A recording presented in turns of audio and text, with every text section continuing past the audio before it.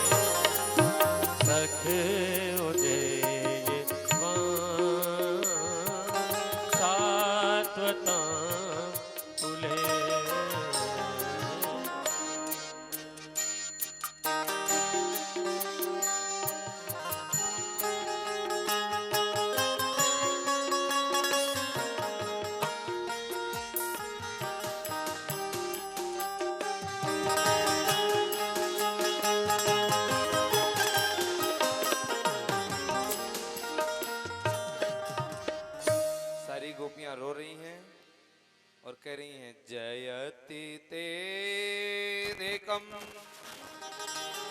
हे गोविंद अधिकम ते जयति, अर्थात आपकी सदा विजय हो।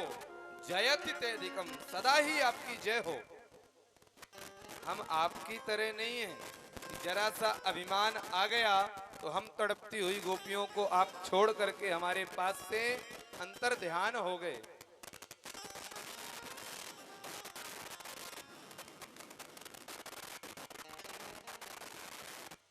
है ना?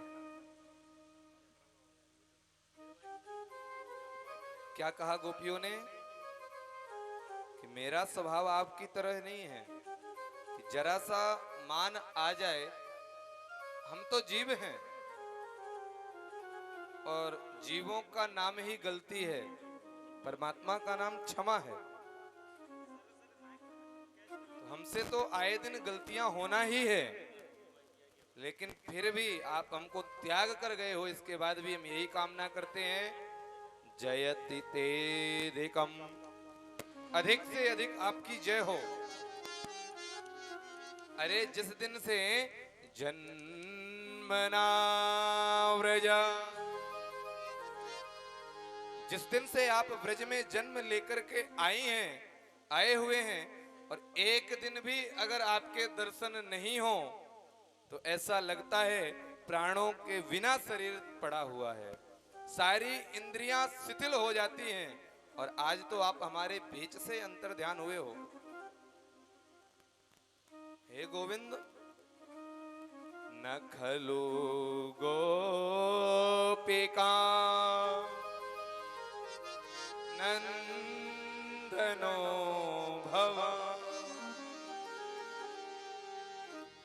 नखिल देहिना मंत्रात्मद्र।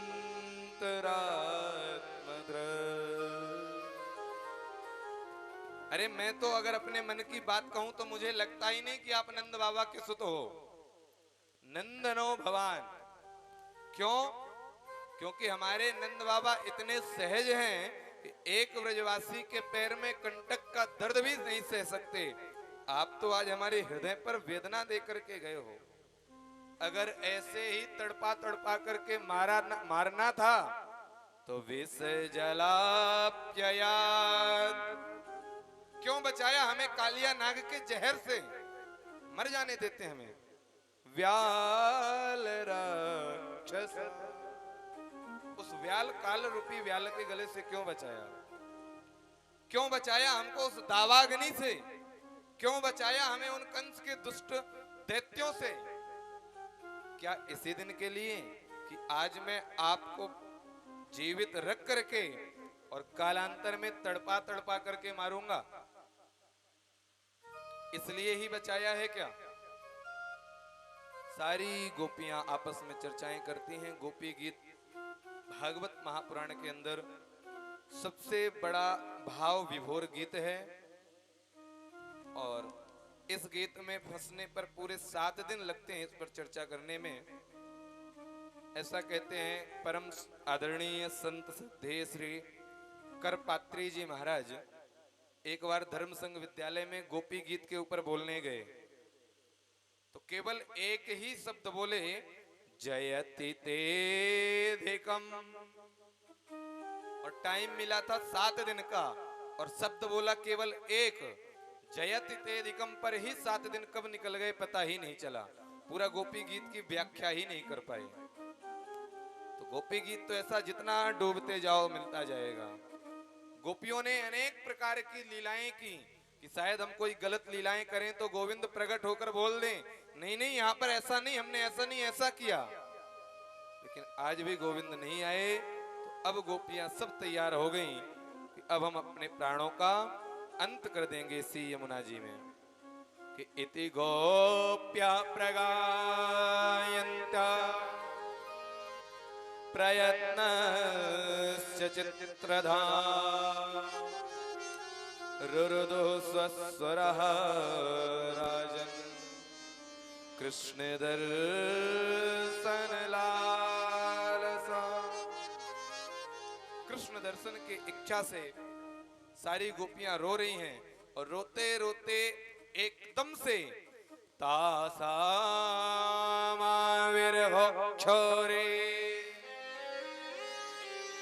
श्यामान मुखाम्बुज पीताम्बरधर स्त्रग्वी साक्षात् मन्मथा। सारी गोपियों के झुंड में एक भयंकर दिव्य ज्योति प्रकट हुई और तत्काल देखते ही देखते स्वयं साक्षात नारायण भगवान रास बिहारी स्वरूप में प्रकट हो गए। बोले रास बिहारी भगवान की जय हो। भगवान कहने लगे आप सब इतना रो क्यों रही हैं? गोपियों ने कहा आप हमको छोड़ के अंतर्धान को हो गए। बोले मैं तो आप ही लोगों के बीच में था, एक सखी के पीतांबर को छुड़ाकर मैंने ओढ़ लिया कि पीतांबर धरा स्त्रग्वी, आप ही का तो पीतांबर मैंने ओढ़ा था। एक गोपी दौड़ी दौड़ी गई और दूर जाकर के बैठ गई। तो सारी गोपियां कहती हैं क्यों री बहन, अब तो तू बहुत रो रही थी अभी कि भगवान हमको छोड़कर चले गए, यमुना जी में जाकर कूद के मर जाऊंगी। लेकिन जैसे ही गोविंद सामने प्रकट हुए तो तूने नेत्रों को बंद क्यों कर लिया? आचार्य श्री सुखदेव जी महाराज कहते हैं राजन गोपी ने बड़ा सुंदर उत्तर दिया। श्री सूरदास जी महाराज जब वृंदावन में रहते थे तो वो दिखता नहीं था उनको। वृंदावन में जब आए तो उनको भोजन देने ही भगवान आते थे शुरू से, लेकिन भोजन देकर रोज भाग जाते थे।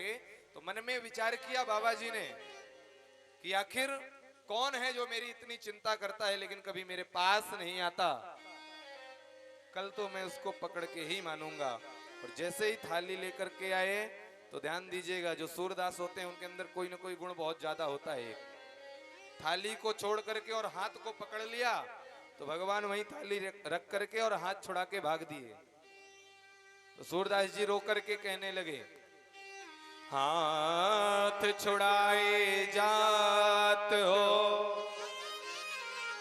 भक्त माल में कथा आई, हाथ छुड़ाए जात हो निवल जान के मोह, हृदय से जो जाओ सबल जानूंगो।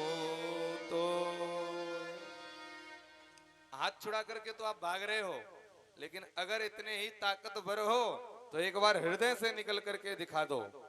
मानो गोपी कहना चाहती है कि जब इनका मन होता है तो भाग जाते हैं, जब मन होता है तो दर्शन देने आ जाते हैं। मैंने इनके सामने बैठकर अपने नेत्रों के दरवाजे से इनके प्रतिबिंब को हृदय पर बिठा लिया और नेत्रों के दरवाजे को बंद कर लिया। हे गोविंद, अगर ताकत है तो अब निकल करके बताओ। बोलिए राधे राधे। राधे राधे। ये है गोपियों का भाव। गोपी मतलब गो मने इंद्रियां और पी मने पीना। प्रत्येक इंद्रियों से जो कृष्ण रस का पान करती हैं उनका ही नाम गोपी है। और गोपी बनने के लिए अनेक संतों ने हजारों हजारों वर्ष तक तप किया, तब जाकर के उनको ये सौभाग्य मिला। गोपियों को भगवान ने समझाया, समय के साथ रागे बदल गई और अब तो द्वे द्वे गोपी बिच बिच माधव। प्रत्येक गोपी के बीच में श्याम सुंदर आ गए। मानो हर गोपी को लग रहा है कि कन्हैया मेरे साथ खड़ा है। और अब बड़ा दिव्य संकीर्तन प्रारंभ हो गया और भव्य महारास चालू हो गया। आइए हम लोग भी महारास में स्वयं गोपेश्वर महादेव, तो हम और आप क्यों चूके। दोनों हाथों को उठाइए और जिनका मन हो खड़े होने का तो रास महारास में खड़े हो जाइए। श्री रास बिहारी भगवान की जय हो। गोकुल में देखो, वृंदावन में देखो रे, मुरली बाजे रे, श्याम संग राधा नाचे। मुरली बाजे रे, श्याम संग राधा नाचे रे, श्याम संग राधा नाचे रे।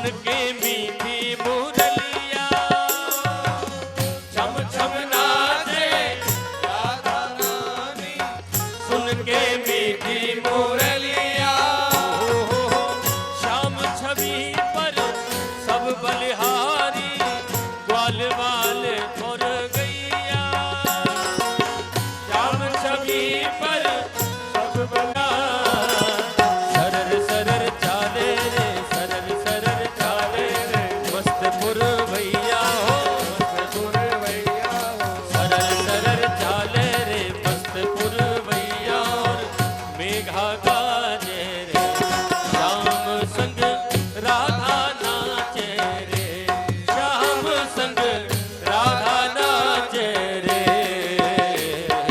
गोकुल में देखो वृंदावन में देखो रे मुरली बाजे रे श्याम संग राधा नाचे रे श्याम संग राधा नाचे रे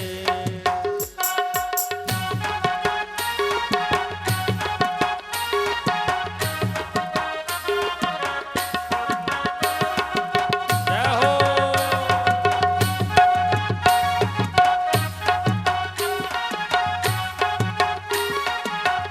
मस्ती में झूमते हुए रास बिहारी सरकार की जय हो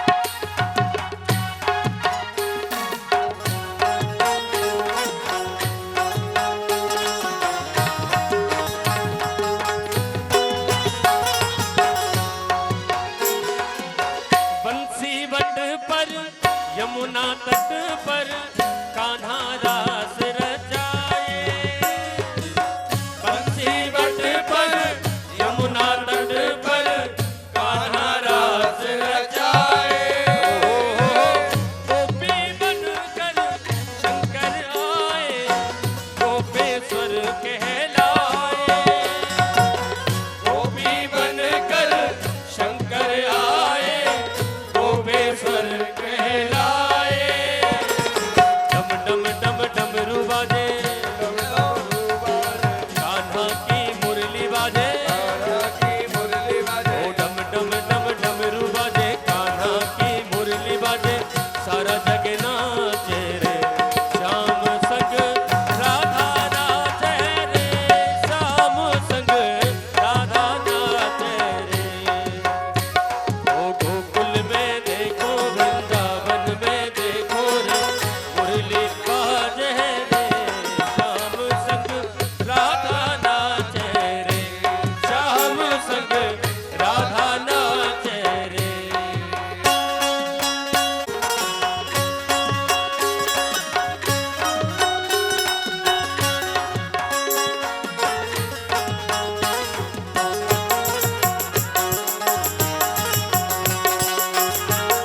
श्री गोपेश्वर महादेव की जय हो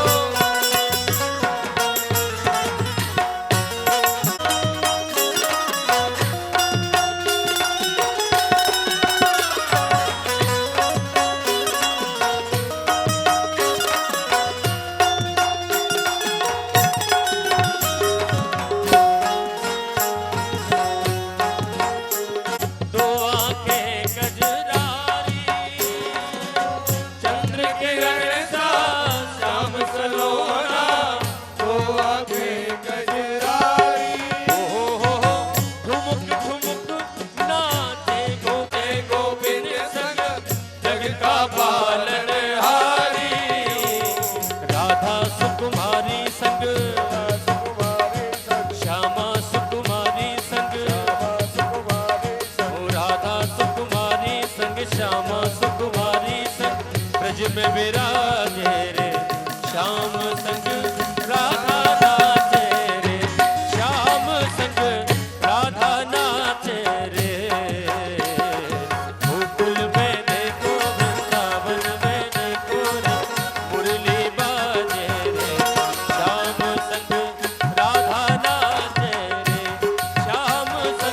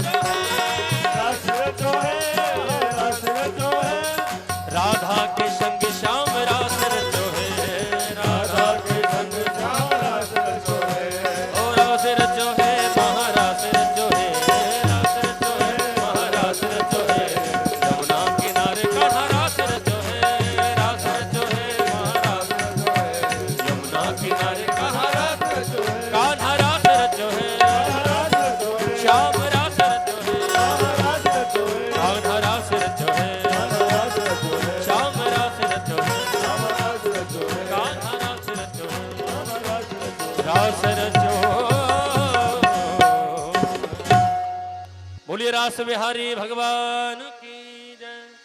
श्री भगवान के चरण स्पर्श कराते ही वो मानव स्वरूप में प्रकट हो गया और भगवान ने पूछा अजगर बनने का कारण क्या है? तो कहता है अहम विद्याधरः कश्चित् सुदर्शन इति श्रुता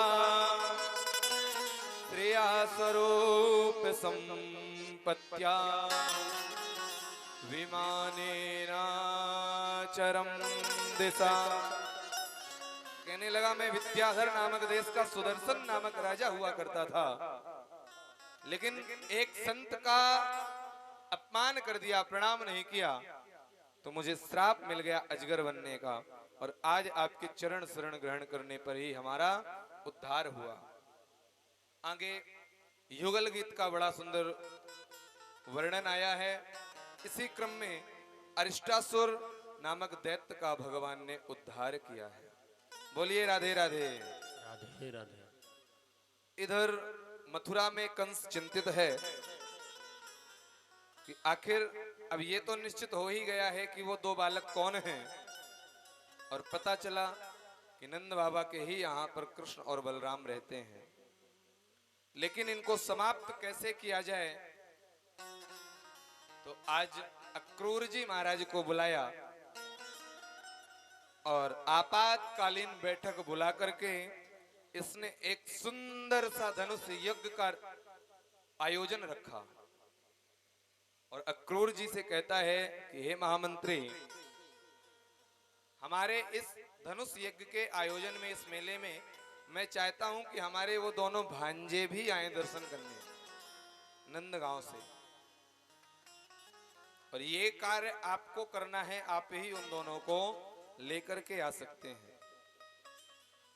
अक्रूर जी सारी बात को समझ गए और मन में विचार करने लगे कि ये मूर्ख भगवान को मारने के लिए बुला रहा है, लेकिन चलो इसके मारने के कारण ही सही, पर आज हमको गोविंद के दर्शन करने का सौभाग्य तो प्राप्त होगा। कंस ने अपना स्वर्ण जड़ित रथ दिया अक्रूर जी को और बोला कल इस रथ में लेकर के आ जाना। अक्रूर जी महाराज रात्रि कालीन घर में विश्राम करते हैं और प्रातः कालीन ही स्नान ध्यान भजन पूजन करके रथ में सवार हुए। यद्यपि वृंदावन से मथुरा की दूरी यही कुछ 10 या 12 किलोमीटर है, लेकिन अक्रूर जी महाराज आज भगवान को लेने आए तो सुबह के चले चले अक्रूर जी को सायंकालीन हो गई, गोदोहन बेला हो गई। आचार्य श्री सुखदेव जी कहते हैं राजन, मथुरा से रथ को हाँकते हैं तो मन में विचार करते हैं कि आज तक जिनकी मैंने लीलाएं सुनी हैं, जिनकी मैंने कथाएं सुनी हैं, आज उनको उनके दर्शन करने का सौभाग्य मुझे मिलेगा। दर्शन का सौभाग्य तो मिलेगा, लेकिन ये मूर्ख कंस उन दो छोटे छोटे बालकों को मार देगा तो इतिहास में लिख जाएगा कि अक्रूर ने कृष्ण बलराम का वध करवाया। और इतना सोचते सोचते मथुरा से वृंदावन की तरफ चलते हैं तो वृंदावन कब निकल गया, दिल्ली पहुंचने वाले होते हैं, पता ही नहीं चलता। वापस वहां से रथ को मोड़ते हैं, फिर मन में यही वृत्तांत चलने लगता है। पूरा दिन वृंदावन मथुरा आता जाता रहा, लेकिन एक जगह रुक नहीं पाए। सायंकालीन हुई, अब सचेत अवस्था में आए वृंदावन, और जैसे ही वृंदावन में प्रवेश करने लगे कि अक्रूरो पिचताम रात्रि मधुपुर्याम महामती उषित्वा रथमास्थाया प्रयायो नंद गोकुलम। शाम को जैसे ही पहुंचे तो देखा कि गायों के चरण चिन्ह बने हैं, खुर बनी हुई हैं, और उन्हीं के साथ में छोटे छोटे चरणों के दर्शन हो रहे हैं। रथ से कूद गए अक्रूर जी महाराज और इस ब्रज की रज पर लोटपोट होने लगे कि जिस ब्रज रज में हमारे गोविंद नग्न पैरों से चरण पादुकाओं को धारण किए बिना विचरण करते हैं, आज उस ब्रज रज का आनंद हमको भी प्राप्त हो रहा है। कल जो लोग भी मन में विचार करते हों कि रज में बैठने से कपड़े गंदे होंगे या हो रहे हों, तो भगवान बालकृष्ण लाल ने इंद्र को आदेश देकर के ऐसी रज उड़वाई है कि व्यक्ति के अंग अंग पर और घर के कोने कोने तक ब्रज रज पहुंच गई है। बोलिए राधे राधे। राधे राधे। अब ब्रज भक्तों के शरीर पर रज लगाने के लिए चाहे तो कोई पांडाल उखड़े, चाहे कोई मंच बिगड़े, लेकिन रज से लिप्त करके ही भेजे हैं गोविंद। मुक्ति कहे गोपाल से मेरी मुक्ति बताओ। स्वयं मुक्ति प्रश्न करती है भगवान से। तो भगवान ने कहा पड़ी रहो ब्रज में, ब्रज रज में मुक्ति मुक्ति हो जाए। इस ब्रज की रज में पड़े रहो, सहज ही तुम्हारी मुक्ति हो जाएगी। बोले वृंदावन धाम की जय। भगवान के समय की केवल 3 ही चीजें हैं यहाँ। एक यही ब्रजरज, दूसरी आपके सामने जो बह रही है माँ यमुना, और तीसरे गिरिराज भगवान, जिनका कल आपने 56 भोग लगाया। वे भगवान के काल से चली आ रही हैं। तो उसी ब्रजरज में आज अक्रूर जी महाराज लोटपोट होते हुए और नंद महल की तरफ पहुंचे। दोनों भैया गैया लेकर के आए ही थे, गायों को बांध रहे थे कि धुंधली वेला हो गई। कोई आदमी आता देखा तो भगवान पास में गए और जोर जोर से खिलखिला करके हंस पड़े। आज हमारे अक्रूर काका आए हैं, अक्रूर काका आए हैं। खूब तो प्रणाम किया और दोनों भाई एक एक हाथ पकड़ करके घर की तरफ लेकर के चले और सर्वप्रथम गायों का दर्शन करवाया भगवान ने। परीक्षित ने कहा महाराज आए हुए मेहमान को गाय का दर्शन क्यों करवाया? कारण 2 हैं। एक शास्त्रोक्त कारण है, एक काल्पनिक मानसिक कारण है। शास्त्रोक्त कारण क्या है? घर में जब भी कोई मेहमान आता है तो पुराने समय में घर के बाहर खड़ा करके दरवाजे में जल घुमाया जाता था। या तो जल घुमाया जाए या फिर गायों के दर्शन करवाए जाएं।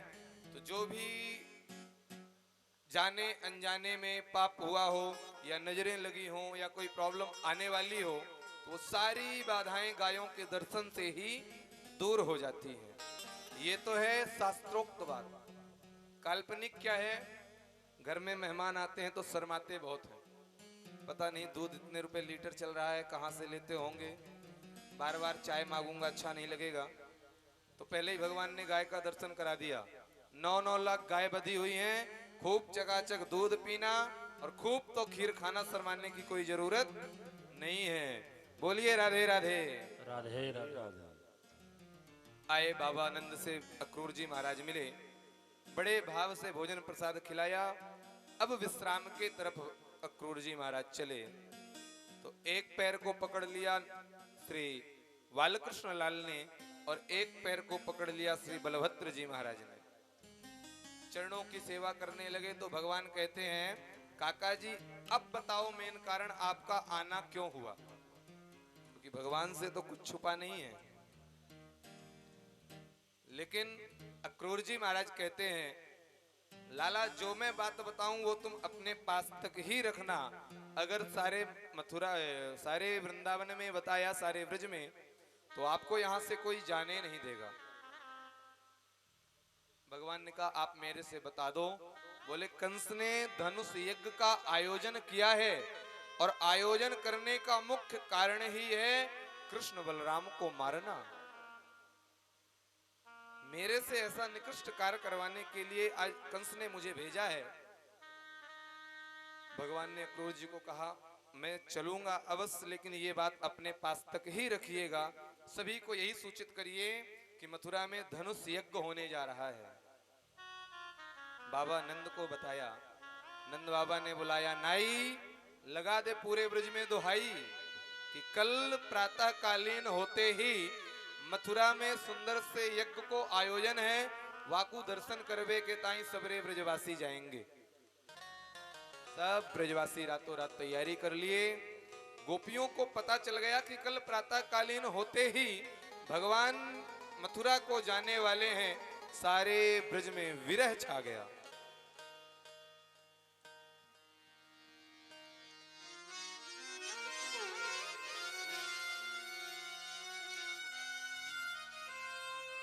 सारी गोपियां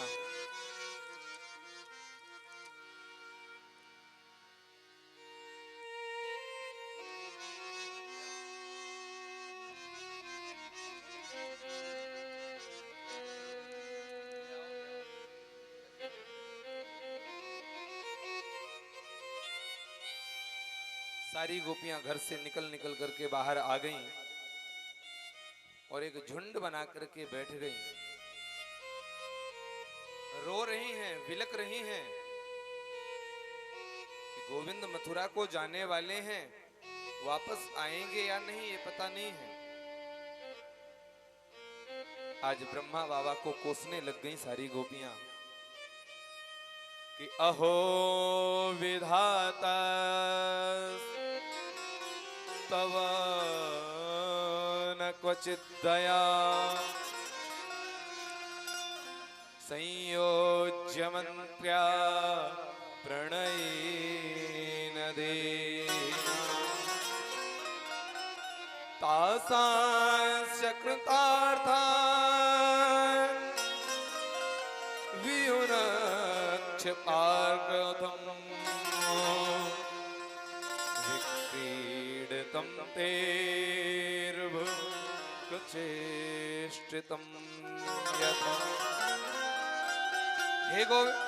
हे ब्रह्मा बाबा, गोपियां कह रही हैं कि आज तो तूने मेरी वो स्थिति कर दी जैसे छोटे छोटे बच्चे मिट्टी का खिलौना बना करके खेलते हैं, क्रीड़ा करते हैं और खेलते खेलते जब मन भर जाता है तो आपस में सारे सखा मिलकर जोर जोर से पाद प्रहार करके लात मार मार करके उन खिलौनों को तोड़ देते हैं और सायंकालीन होते ही अपने घर को चले जाते हैं। तुमने हमें श्याम सुंदर से मिलाया, इतने दिनों तक हमको उनके दर्शन का, लीलाओं का, खेल का, आनंद का लाभ प्राप्त करवाया और हे ब्रह्मा आज तेरा मन भर गया हम दोनों से, तो आज दोनों को अलग कर रहा है। आज हमारा श्याम सुंदर हम मिट्टी रूपे खिलौनों को तोड़ करके और अपने मथुरा को जाना चाहता है। अगर ब्रह्मा तूने भी कभी जीवन में किसी से प्रेम किया है, तेरे भी अगर तन में हृदय है तो सजन सकारे जाएंगे नैन मरेंगे रोए। हे विधाता ब्रह्मा कि विधना ऐसी रैन कर कि भोर कबों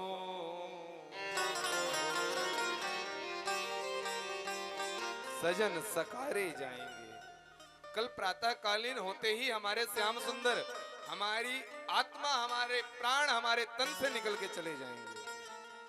तो जाना तो सुबह है और अगर तूने कभी किसी से प्रेम किया है ब्रह्मा तो मेरी इतनी दुहाई है, तेरे तो हाथ में पूरी सृष्टि है ना, कुछ भी कर सकते हो आप। आज की इस रात को ऐसी रात कर दो कि बितना ऐसी रैन कर कि भोर कबों ना हो। दोबारा कभी जिंदगी में प्रातः कालीन ही ना हो और जब सुबह नहीं होगी तो हमारे गोविंद हमसे दूर नहीं जाएंगे। दूसरी गोपी कहने लगी, अरे बहन ये प्राकृतिक के नियम हैं, भोर होना निश्चित है। तो एक गोपी रोती हुई बिलखती हुई नीचे गिर गई और कहने लगी, जो मैं ऐसा जानती जो मैं सो जानती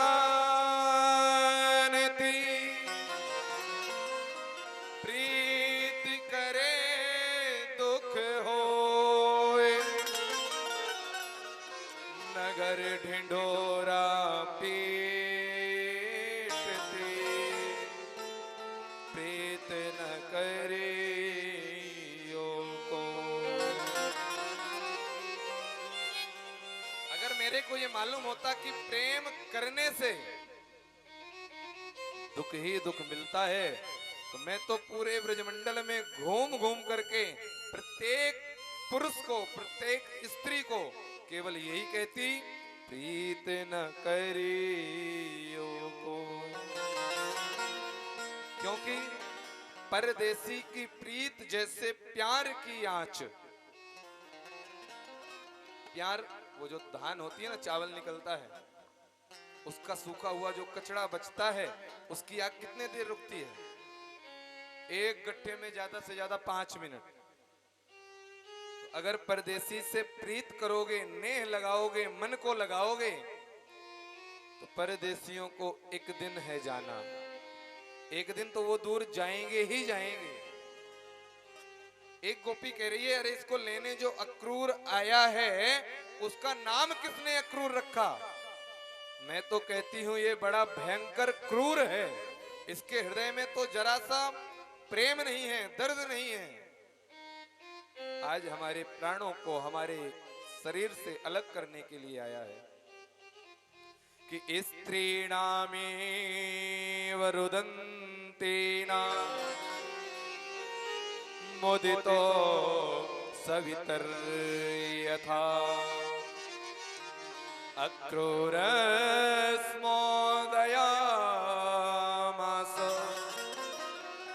कृतमैत्रे त्रिधिको रथम। रथ लेकर के हमारे प्राणों को लेकर जाने के लिए आया है। और गोपियां रोती रहीं, बैठकर बिलखती रहीं।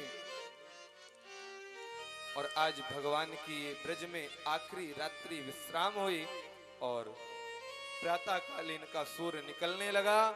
जैसे ही सूर्य की चांदनी बढ़ रही है, गोपियों के हृदय की वेदना अपने आप तीव्र होती जा रही है, बढ़ती जा रही है। आ गई नंद महल की तरफ सारी गोपियां भगवान को रोकने के लिए।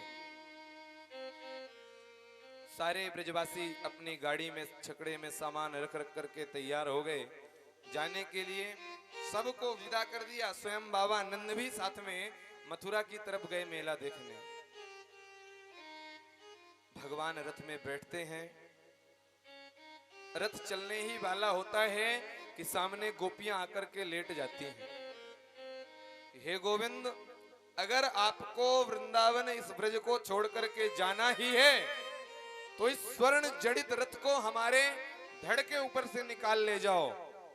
रथ निकलते ही हमारे प्राणांत हो जाएंगे, फिर आपको रोकने वाला इस ब्रज मंडल में कोई नहीं बचे। सारी गोपियां रथ के आगे लाइन से लेट गईं। भगवान उतरते हैं और गोपियों को जीने का एक नाम का सहारा देके जाते हैं कि कोई रोना मत, आज मैं जा रहा हूं, सायंकालीन पहुंचूंगा, कल मथुरा का मेला देखकर और परसों प्रातःकालीन चलकर शाम को वापस आ जाऊंगा। क्या जीने का मूल मंत्र दे गए? परसों वापस आ जाऊंगा।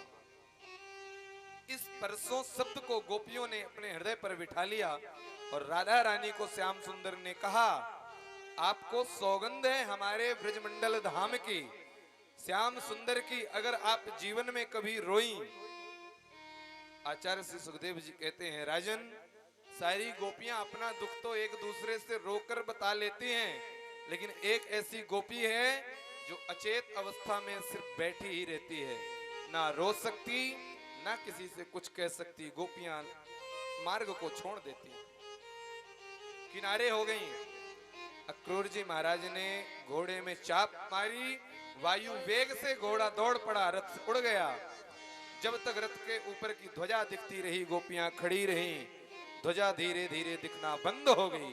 तो रथ के पहियों से उड़ी हुई धूल जब तक दिख रही है, सारी गोपियां खड़े खड़े धूल को देख रही हैं, रो रही हैं, गा रही हैं। छोड़ वृंदा विपिन कुंज जमुना पुलन, श्याम मधुवन चले, श्याम मधुवन चले। छोड़ वृंदा विपिन कुंज जमुना पुलन, श्याम मधुवन चले, श्याम मधुवन चले।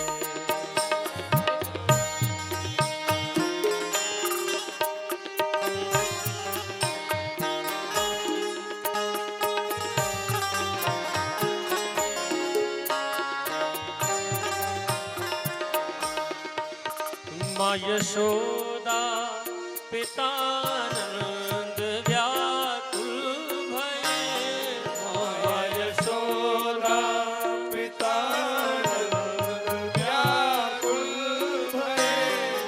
ग्वालियरों में हमारे कन्हैया गए, ग्वालियरों में हमारे कन्हैया गए। गैया करती रुदन धूल नंद भवन, श्याम मधुवन चले, श्याम मधुवन चले। छोड़ वृंदा विपिन कुंज यमुना पुलन, श्याम मधुवन चले, श्याम मधुवन चले। ये श्यामा गाय है, काली श्यामा गाय है। श्याम सुंदर को जाता देख रो रही है। कौन आज मां से कौन लड़ाई करेगा कि मैया मैं श्यामा गाय का ही दूध पीऊंगा। कौन मेरे दूध को पिएगा, कौन मेरे को चराने ले आएगा।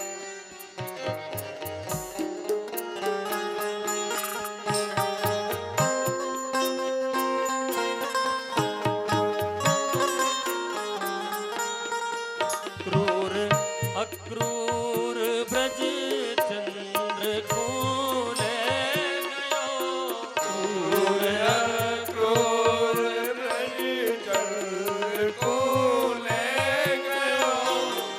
भोरी गोरी किशोरी को दुख दे गयो, भोरी गोरी किशोरी को दुख दे गयो।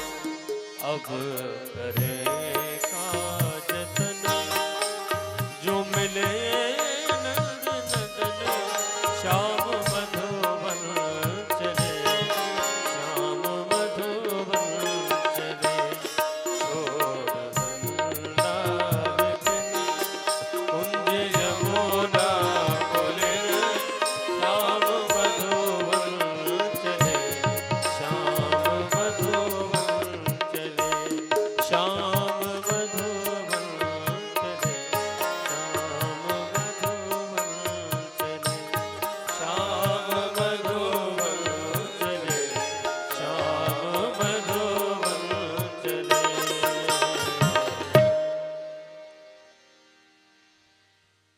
इस प्रकार से भगवान का रथ आगे बढ़ा।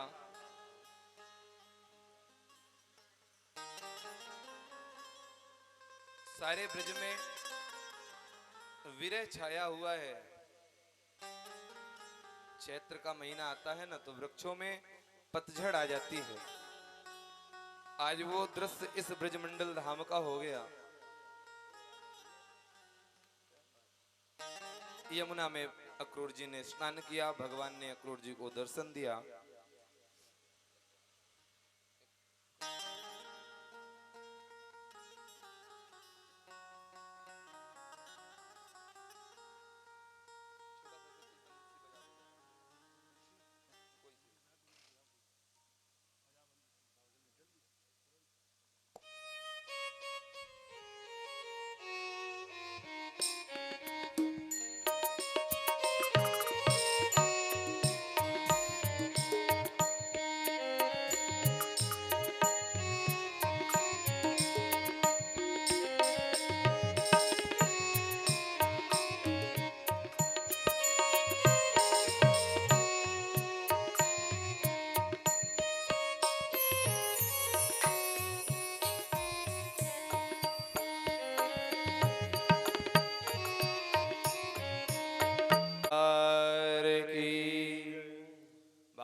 कृष्ण भगवान की।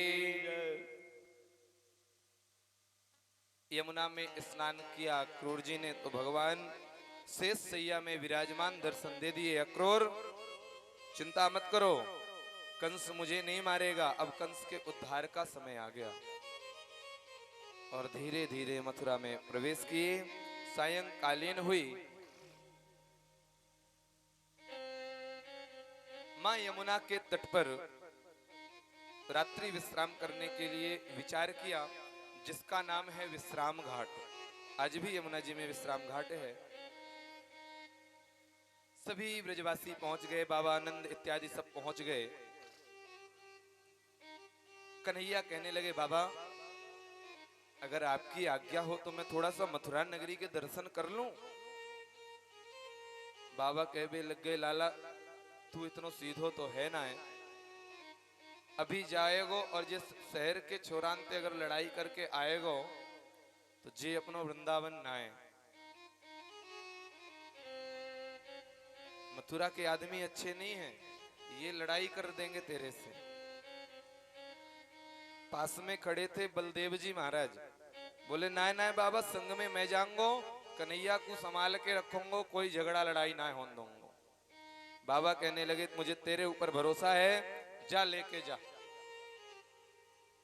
तो आज कन्हैया मथुरा भ्रमण करने के लिए, मथुरा का दर्शन करने के लिए चले हैं। जाते जाते सर्वप्रथम सारे ग्वालवाल भगवान से कहने लगे, लाला कन्हैया आज हम तुम्हारे मामा के यहाँ आए हुए हैं और ढंग के कपड़े तो है ना है, तो भला वह राज दरबार में कैसे जाएंगे हम।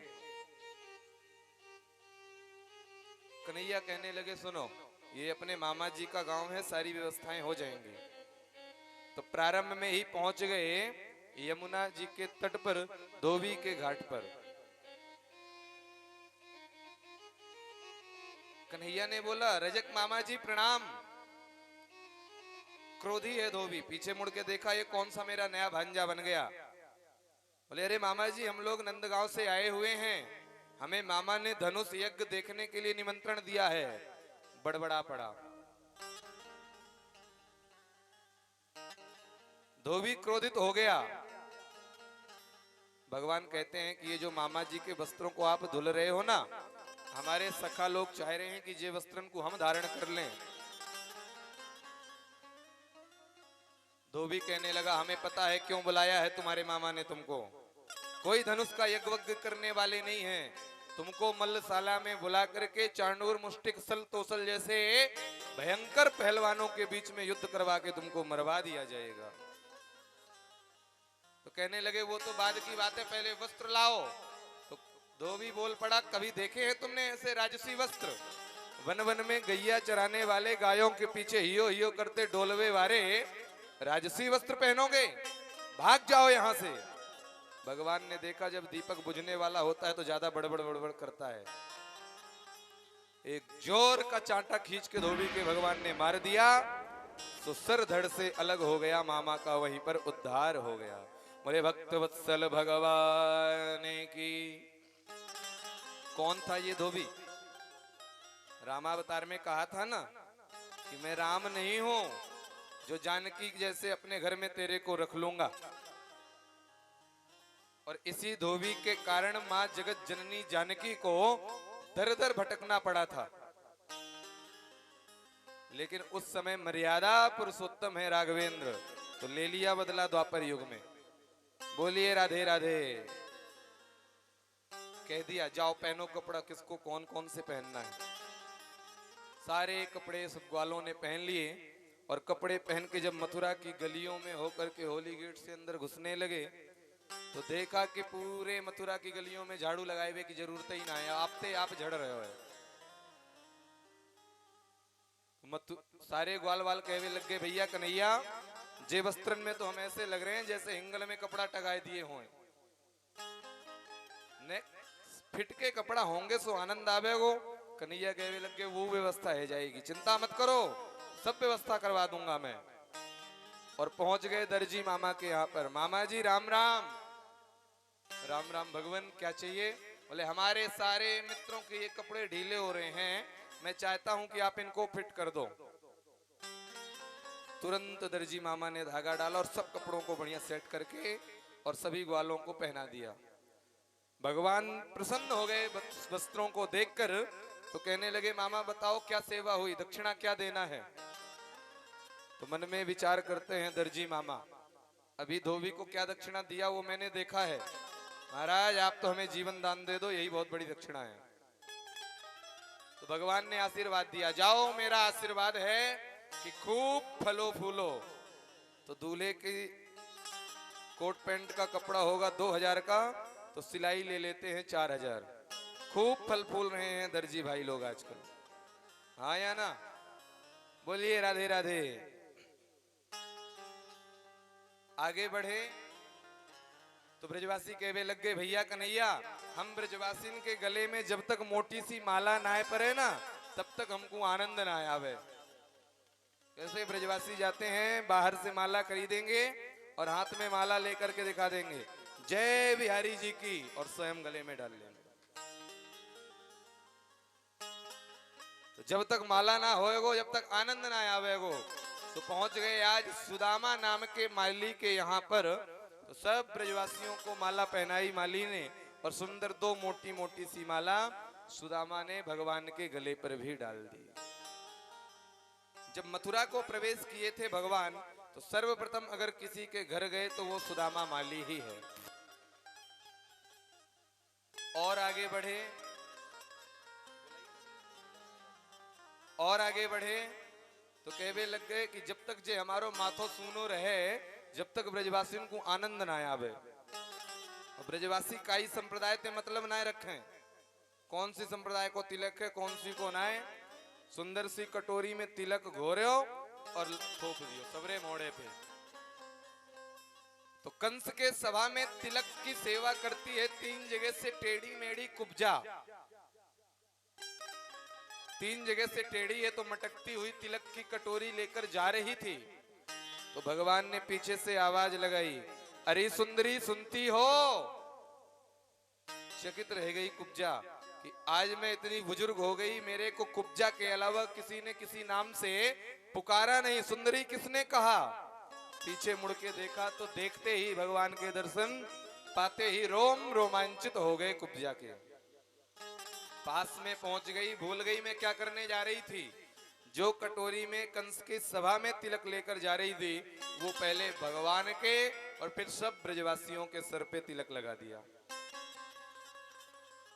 तो हमारे गुरुदेव भगवान कहा करते हैं कि ये साधारण तिलक थापक था हुआ, कोई संप्रदाय नहीं है। थोप लिया पूरे शरीर में।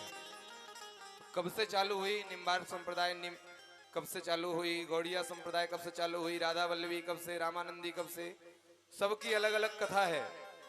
लेकिन ये थापक थहुआ वाली कब से चालू हुई? थापक थहुआ कब थे? कंस पछार्यो तब थे। जब कंस को मारे हुए गए तब थे ये कुब्जा ने ये संप्रदाय चालू कर देनी। बोलिए राधे राधे। राधे राधे। सुंदर तिलक लगाए लियो। तो ब्रजवासी कहवे लग गए, भैया कन्हैया तेने यहाँ को तिलक लगायो है, देगो ना है कछु? तिलक लगवाए की दक्षिणा देनी पड़े। तो भगवान कहवे लग गए, जरूर दूंगो। और कुब्जा के पास जाके खड़े हो गए, कुब्जा के पैर पे पैर रख लिया अपना, और एक हाथ से कमर पकड़ दी कुब्जा की, एक हाथ टोड़ी पे लगा दिया। दाऊ जी कहवे लग गए, भैया कन्हैया संभल के, जे ना तो अपनो वृंदावन है ना तो जे अपने वृंदावन की गोपी है। अब हाल कोई लफड़ा है जाएगो तो मार पिटाई मच जाएगी सब में। कोई कछु समझ पातो इतेक में तो भगवान ने जोर को झटका दे दियो। तो 3 जगह से टेढ़ी मेढ़ी कुब्जा सुंदर 16 वर्ष की कन्या की तरह बन गई। बोले भक्त वत्सल भगवान की जय। प्रसन्न हो गई कुब्जा। और आगे बढ़ चले भगवान। तो एक जगह पर रखा है धनुष, शंकर जी का दिया हुआ, जिस धनुष के लिए कंस ने यज्ञ किया है। बड़े बड़े योद्धा नहीं उठा पा रहे हैं उसे। भगवान गए तो सैनिकों से कहवे लग गए, अब भाई मामा के गांव में जो भी मिले सब मामा, जो बुड्ढे बुड्ढे मिल जाएं सब नाना। तो सैनिकों से कहा मामा जी अगर आप आज्ञा करो तो हम जा धनुष को नेक उठाए के देख लें। तो जोर जोर से हंसवे लग गए द्वार सैनिक लोग कि इसको बड़े बड़े योद्धा नहीं उठा पाए और ये कल को छोरा नहीं कह रहा हूं मैं धनुष से उठा लूं। बलराम जी कहते हैं मामा आप आदेश तो दो। अच्छा तो बात ठीक है जाओ खेल लो उठा लो। परिहास में ही कह दिया सैनिकों ने। भगवान ने बायां हाथ लगाया और एकदम झटके से धनुष को उठा लिया और जैसे ही प्रत्यंचा को चढ़ाना चाहा कि एकदम भयंकर जोर की ध्वनि हुई, धरती हिल गई। मथुरा नगर की सारी धरती हिल गई, धनुष बीच से टूट गया। सारे सैनिक अचंभवित होकर के देखने लग गए। जिस धनुष को बड़े बड़े योद्धाओं ने उठा नहीं पाया उस धनुष को इस छोटे से बालक ने तोड़ दिया। कंस को कहा था इस धनुष को कोई तोड़ नहीं सकता और जो तोड़ देगा वो तुझे छोड़ नहीं सकता। धरती हिली, कंस की गद्दी तो ऐसे हिल गई कि गिरते गिरते बचो। जैसे कल अपनो पांडाल बच गयो ना, ऐसे ही कंस बच गयो गिरते गिरते। कंस के अंदर भय उत्पन्न हो गया। भगवान धनुष तोड़ लिए, सब सैनिक मारने को दौड़ भागे। तो कन्हैया से दाऊ जी कहते हैं लाला कन्हैया एक धनुष को टुकड़ा मोमाऊ फेंक दे। और दोनों ने एक एक टुकड़े को लेकर वो धुनाई धरी कि सारे सैनिक कंस के दरबार में भाग खड़े हुए। कंस ने पूछा किसने तोड़ा धनुष? बोले महाराज जिसको आपने मुख्य अतिथि भांजे को बुलाया, मेरे से कहता मैं धनुष देख लूं। मैं सोचा जब बड़े बड़े योद्धा नहीं उठा पाए तो ये कौन है। बोल दिया तो उसने तो ऐसे धनुष को उठा के तोड़ दिया जैसे कोई गुलाब के पुष्प को उठा के फेंक दे। कंस के हृदय में छवि बस गई। भोजन करता है तो दाल में जो काला काला जीरा दिखता है उसमें भी कहता है आ गया काला काला वंशी वाला मेरे को मारने। थाली उठाकर फेंक देता है। किसी से बात करता है तो पुतलियों में देखकर कहता है तेरी आंख में काला काला वंशी वाला बैठा है। परछाई देखता है, स्वतः की परछाई देख करके डरने लगा। आचार्य श्री सुखदेव जी महाराज कहते हैं राजन बताओ भला ऐसा भगवान का भजन कौन कर पाएगा कंस की तरह। प्रत्येक जगह पर भगवान के दर्शन कर रहा है, जल की परछाई में, भोजन में, प्राणियों में, पुतलियों में, प्रत्येक जगह दर्शन कर रहा है। रात भर सोया नहीं, नींद नहीं आई। प्रातःकालीन उठते ही मेला का आयोजन करवाया, मल्लशाला बुलवा दी और कन्हैया सभी ग्वाल वालाओं के साथ में अब कंस के सभा की तरफ प्रवेश कर रहे हैं। बाबा नंद इत्यादि सभी लोग सभा में बैठे हैं। मथुरा नगर की कुछ नारियां आई हैं मल्लशाला को देखने। तो कन्हैया जब मथुरा में प्रवेश करने लगे गलियों में तो जितने भी व्यापारी हैं आपस में चर्चा करने लगे अरे अरे तृणावर्त को इसी ने मारा था, इसी ने ही तो कल धनुष तोड़ा है। तो व्यापारी कहते हैं अगर धनुष को तोड़ दिया तो वे पक्का कंस को नहीं छोड़ेगा, इसलिए अब दल बदल लो क्योंकि सत्ता दूसरी आने वाली है। और व्यापारियों को चतुर होना ही चाहिए, जिसकी सरकार बन जाए उसके ही जिंदाबाद के नारे लगाना प्रारंभ कर देना चाहिए। और व्यापारी समझ भी जाते हैं कि कौन आने वाला है, उसी के पक्ष में हो जाते हैं। सब भगवान कन्हैया की जयकारा लगाने लगे। अट्टालिकाओं पर खड़ी हैं ऊपर गोपियां। कथा पर ध्यान दीजिए। अट्टालिकाओं पर गोपियां खड़ी हैं और भगवान धीरे धीरे धीरे धीरे चल रहे हैं। तो सारी गोपियां फूल फेंक रही हैं और भगवान रास्ते में चलते चलते अगर अपनी तिरछी नजर से किसी एक गोपी को देख लें तो गोपी अपने आप को मन में सोचती है वाह मैं कितनी सुंदर हूं। आज तो गोविंद ने हमको देखा है, हमारे ऊपर उनकी नजर रुकी है और जादू भरी नजर जिसके ऊपर टिक गई बावड़ी हो गई वो गोपी।